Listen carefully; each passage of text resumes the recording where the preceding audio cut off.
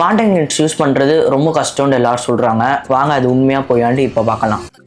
Lens use பண்ணுறதுக்கு இந்த tool very must. எல்லா லென்ஸ் கார்ட்லையும் விற்கும். ஃபஸ்ட்டு நல்லா ஹேண்ட் வாஷ் பண்ணிக்கோங்க.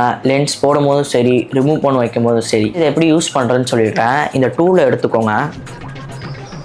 டூலை என்ன ஓப்பனாக பார்த்து சார், அவர் இந்த உலகத்துக்கு ஏதோ ஒரு முக்கிய செய்தி சொல்ல வராரு. அவர் கொஞ்சம் சொல்ல விடுங்க. இந்த டூல் எதுக்கு பார்த்தீங்கன்னா, லென்ஸை உள்ளேருந்து எடுத்து இங்கே வந்து கையில் வச்சுடுங்க.